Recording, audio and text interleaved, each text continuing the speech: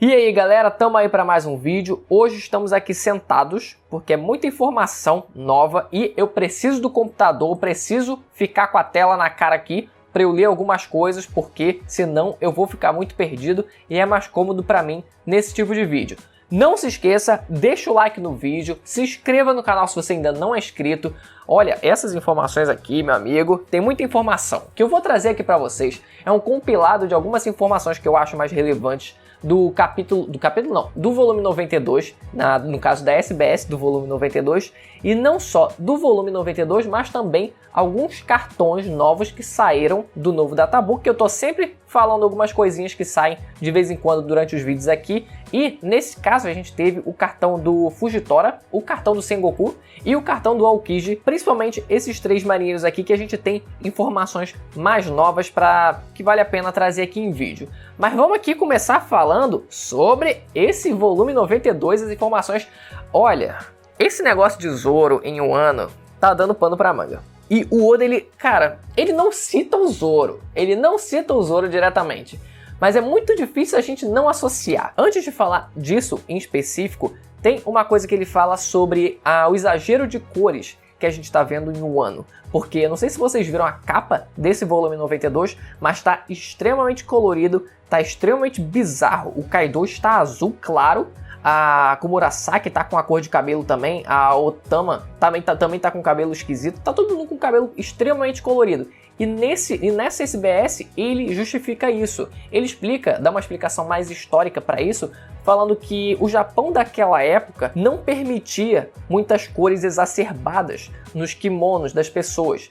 Claro que os cabelos naturalmente já tinham a mesma cor, mas principalmente as cores das roupas eram também muito controladas, não podia ser nada muito colorido. Então acabou criando um certo padrão de certas tonalidades variantes do marrom e do cinza. Como eles não podiam, usar muitas cores coloridas, eles aproveitavam uma brecha na lei, por assim dizer, e eles criavam diferentes tonalidades de marrom e cinza para tentar variar um mínimo que fosse possível, e assim eles conseguiam ter um mínimo de variedade de cores.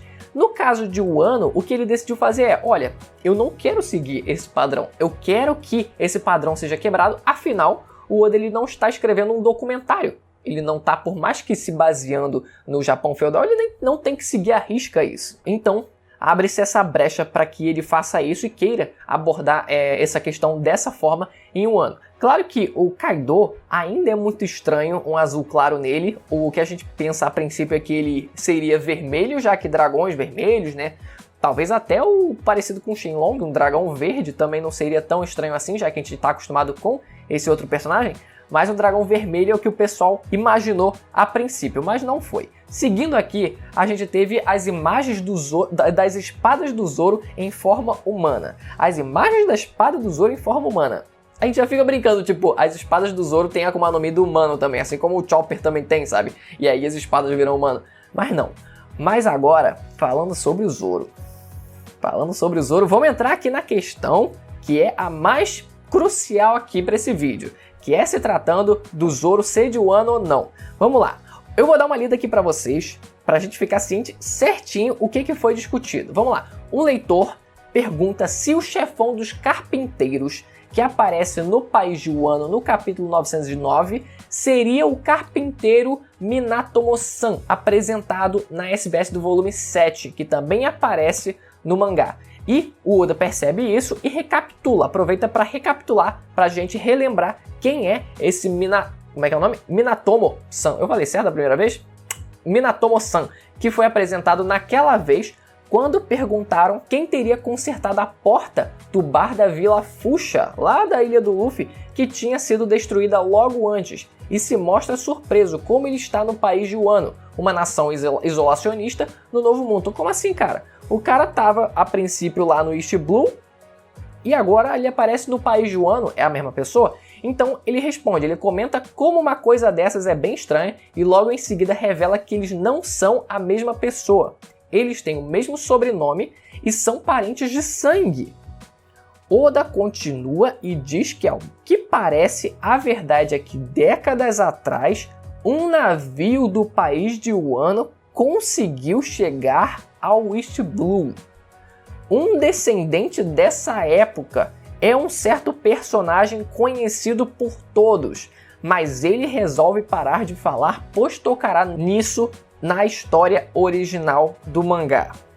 Só que ele completa dizendo que não será uma trama grandiosa, e sim uma trama menor. Isso quebra um pouco as nossas pernas, porque quando a gente pensa no Zoro sendo original de Wano, a gente já pensa um plot central para a parada, ou pelo menos muito paralelo ao central, ainda muito grandioso como foi o caso do passado do Sanji. A gente pode pensar que talvez não seja o Zoro, que não seja qualquer outro personagem, mas não tem como a gente não pensar nele. Eu vou considerar aqui como sendo o Zoro. Só que o fato do Oda ele dizer que não vai ser uma trama grandiosa, sim uma trama menor, meio que dá a entender que, por mais que a gente assuma que seja o Zoro, não será algo tão grandioso assim.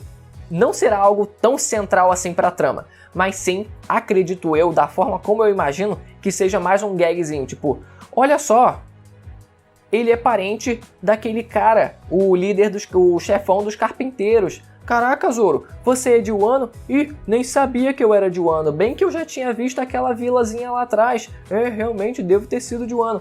Mas nada muito além disso. Talvez tenha algo um pouco maior, se tratando, né, com toda a trama da espada dele, que não necessariamente, né, se remete ao passado especificamente do Zoro. Pode não se referir diretamente a isso, mas sim unicamente ao que a gente viu em Telebark dele pegando a espada do falecido Ryuma, do zumbi do Ryuma, e agora ele tá com a espada do Ryuma, que é o cara que é idolatrado dentro do país de Wano, e o pessoal quer a espada de volta. Então, essa trama da espada é muito fechada nisso, talvez não necessariamente envolva o passado do Zoro, e o Zoro, sendo de Wano mesmo, acabe sendo algo meio que paralelo a isso, mais um parênteses nessa trama toda. Eu não vou cogitar outro personagem porque, sinceramente, não tem como a gente cogitar outro personagem aqui que não o Zoro. Não tem como, simplesmente não tem como. Ah, vamos imaginar, o mestre do Zoro seria descendente desses caras, eu acho que a idade nesse caso não ia bater muito. Vou supor que teria que ser alguém mais novo e não tem como a gente não pensar. Não tem como! Agora, tem um detalhe curioso sobre os nomes desses dois Minatomos aí, que eles são extremamente idênticos. Parece que são irmãos gêmeos, não tem como. A diferença nos nomes deles, porque isso foi até o meu brother Raoni Silva que observou isso numa das postagens que ele tinha feito, né? Sobre todo esse compilado de informações que a gente teve nessa SBS. E um detalhe curioso é que esse Minamoto... Agora eu tô com... Minatomo é o nome do cara. Eu tô confundindo com Minamoto. Enfim, Minatomo.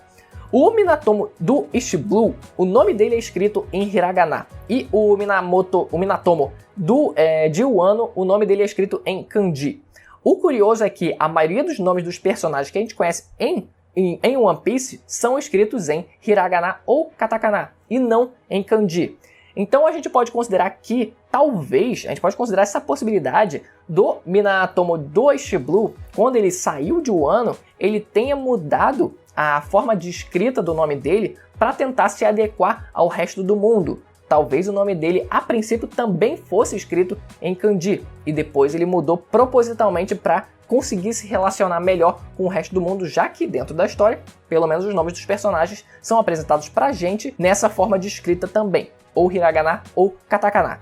Agora, chega disso. Vamos seguir em frente para as informações do Vivre Card, do novo databook de One Piece, e o que a gente tem aqui, primeiro, é o cartão do Fujitora. Informações sobre ele listadas aqui. Primeiro, ele tem 54 anos.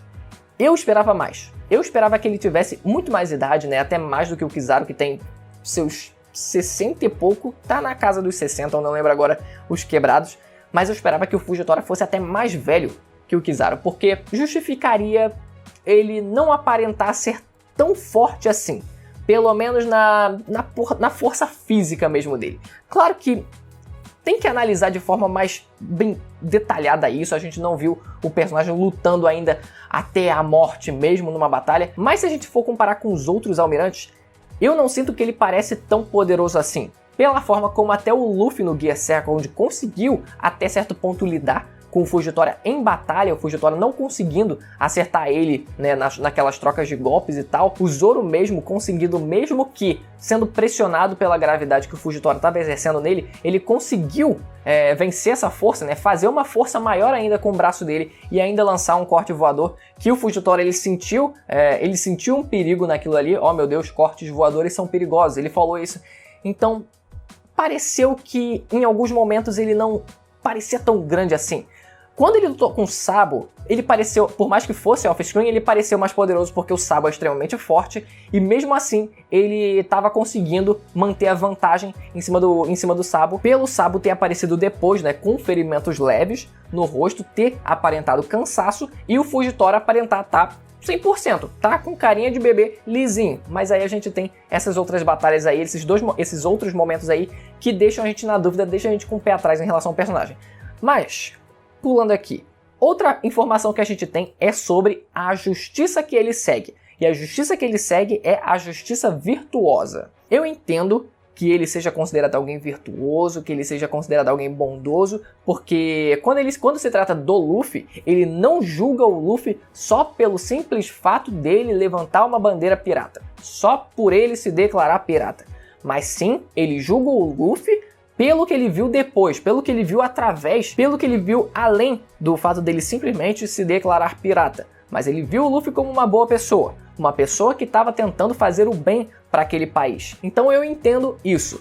Mas é sempre bom lembrar que o Fujitora também não é tão flor que se cheire, porque sempre quando fazem as comparações de, ah meu Deus, qual marinheiro é bom, qual marinheiro é malvado, sempre vão tacar pedra no Akainu, mas sempre esquecem as merdas que os outros fazem. E o Fujitora também tem que ser julgado quando ele fez a aposta com os dados lá e decidiu o destino dos civis, da população de Dressrosa nos dados. Ele decidiu o destino da população na sorte.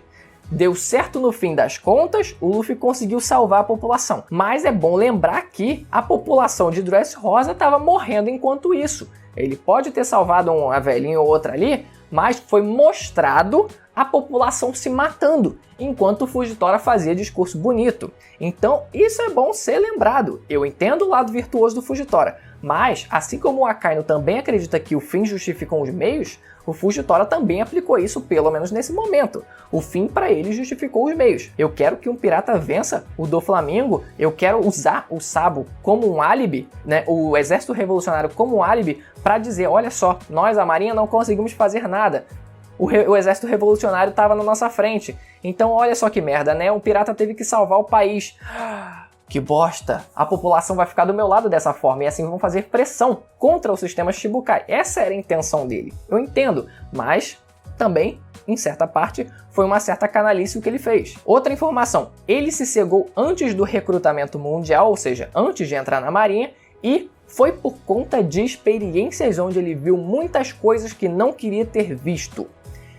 Eu acredito, assim como meu brother também, acredita muito nisso, que o Fujitora ele fosse um monstro inato no Haki da Observação e por conta disso, assim como a gente viu com Kobe na guerra, ele tivesse sofrido muito por conta disso, por conta de ver muitas coisas, ver muito sofrimento à volta dele e ele ter se cegado por conta disso, porque aí a gente tem que entrar numa questão mais teórica até certo ponto, que é o fato de que por mais que ele ainda tenha o Haki da Observação, então por mais que ele se cegue, ele ainda vai enxergar, ele ainda vai sentir o sofrimento das pessoas, mas ele alivia até certo ponto isso, porque se vocês repararem, a forma como ele enxerga a aura das pessoas com o Haki da Observação dele não é tão clara quanto, por exemplo, um iniciante no Haki da Observação, que é o Sop, que conseguiu enxergar o Luffy e o Law muito mais bem delineados do que o próprio Fujitora, que tem muito mais experiência nesse Haki. Então e aí? Como a gente explica isso? Então, eu acredito que a resposta para isso seja, não tem como a pessoa imaginar aquilo que ela não viu. Então, se ela não viu como o Luffy é, ele não consegue ter uma visão, ele não consegue imaginar, mesmo com os olhos fechados, mesmo sem a visão dele, como seria o Luffy se ele nunca viu. nenhuma vez na vida. Então não tem como ele imaginar aquilo que ele nunca viu. Eu acho que essa é a resposta para ele não ter uma visão tão bem delineada, e isso justificaria essa hipótese de que ele se cegou mesmo, né? Na verdade, essa informação de que ele se cegou por conta dele não querer ver mais coisas que ele via antes de tirar a própria visão. Outra informação, ele passou a ter dúvidas sobre o sistema Shichibukai após o caso de Alabasta. Não foi antes, não foi muito antes do passado dele envolvendo o fato dele ter perdido a visão, nem nada disso. Foi única e exclusivamente primeiro por conta do caso de Alabasta que ele viu. Então, outra informação que a gente tem é o fato de que, a princípio, ele não seria chamado de tigre roxo. 3 tigres tristes, né? O tigre roxo, mas sim ele seria chamado de tigre branco. É curioso isso porque o tigre branco, na vida real, se chama tigre de Bengala. E esse tigre de Bengala a gente pode associar com Fujitora usando uma bengala. Então seria uma referência curiosa se isso tivesse sido mantido. Pulando agora para o cartão do Sengoku. É a primeira informação que é revelada. Olha só, ai meu Deus do céu, que ele possui Haki do Rei. Esse é o primeiro marinheiro que a gente tem confirmado que possui Haki do Rei. Quando a gente lembra do Garp falando do Luffy, quando ele usou na Guerra dos Melhores, o Garp fala, então você também tem. Só que aí que tá, ele fala que o Luffy também tem, se referindo, usando ele próprio como referencial, ou usando, por exemplo, o Ace. Já que os dois são os netos dele, ele fala, o Ace tem o Haki do Rei, então o Luffy também vai ter. O meu filho tem Haki do Rei e o meu neto também vai ter. Ou será que se refere a ele próprio? Seria muito bom se a gente tivesse uma confirmação sobre isso também. Mas, de qualquer forma, é confirmado que ele tem Haki do Rei. E isso desmembra a hipótese de que marinheiros não poderiam ter Haki do Rei. E a hipótese, né, a possível explicação para isso seria que o Haki do Rei se refere ao Haki do Conquistador. Essa é a tradução. Então, o Haki do Conquistador seria para quem quer conquistar as coisas. E conquistador meio que se remete muito mais ao que os piratas fazem do que ao que os marinheiros fazem. Porque os piratas, eles têm muito mais liberdade. Eles estão lá para conquistar o mundo. Eles estão lá para conquistar territórios, conquistar pessoas, conquistar países e até mesmo conquistar o mundo, conquistar tesouros. Só que, no caso dos marinheiros, eles já são muito mais aquilo de você tem que seguir ordens, você tem que fazer o que a instituição manda, o que o seu chefe manda. Você não tem espaço para conquistar muitas coisas. Claro que esse argumento serve até certo ponto, porque dentro da marinha você também pode conquistar coisas. O que o Garp conquistou? Ele conquistou um nome tão grandioso que ele não precisa do título de marinheiro, de almirante, para ele fazer o que deseja. Na verdade, se ele se tornasse almirante, ele seria privado ainda mais da liberdade que ele conseguiu, da moral que ele conseguiu dentro da instituição. Então, até certo ponto faz sentido essa explicação, mas a gente ainda tem que considerar esse fato de que marinheiros também conquistam coisas, eles conquistam as pessoas ao seu redor, né? Os marinheiros do baixo escalão, né? Os seus subordinados, eles também têm que conquistar, o título que eles conseguem. Então, o argumento seria semi-válido e nesse caso foi quebrado. Outra informação, ele já lutou contra o Barba Branca e o Roger junto com Garp e Tsuru. Primeiro sobre o Sengoku, ele já foi citado antes em um dos databooks, não lembro agora qual, se era o Blue Deep, que ele é colocado também lutando ao lado do Garp contra o Roger e não só o Garp.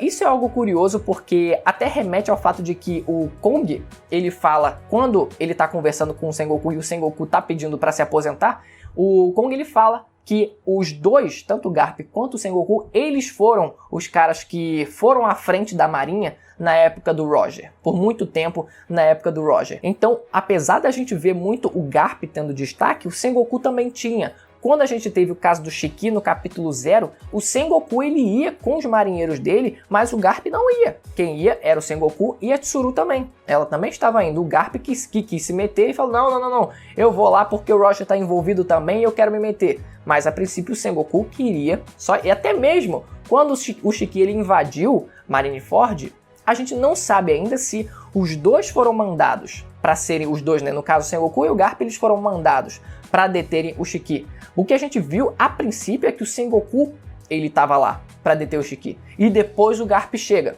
Então, será que seria só mais uma forma do Garp sendo intruso, da forma como ele é? É uma possibilidade. Ou será que os dois realmente foram mandados? A gente não tem como saber. E uma surpresa, a Tsuru também está nesse nome, também está colocada nessa lista aí, como também presente nas lutas contra o Roger e o Barba Branca. Claro que nesse caso eu acredito que ela ainda assim seria um suporte e não seria de fato a linha de frente, até ressaltando de novo que o Kong falou. O Garp e o Sengoku, eles foram a linha de frente e não a Tsuru. Eu acredito que, cara, poderia ser, a Tsuru poderia ser uma linha de frente, mas acabou servindo de suporte para eles nesse caso, infelizmente. E que todos os três, tanto o Garp quanto o Sengoku e a Tsuru, eles entraram juntos na Marinha 56 anos atrás, o que até remete a uma das imagens que a gente tem do filme Z, né, que também foi rascunhada pelo próprio Oda para esse filme, onde a gente tem os três novatos lá na Marinha, a imagem deles três juntos na Marinha. Muito bacana isso. Agora sobre o Aokiji, cartão do Aokiji. Primeiro, ele demonstrou um talento abismal desde que era um recruta e se tornou um almirante em um piscar de olhos.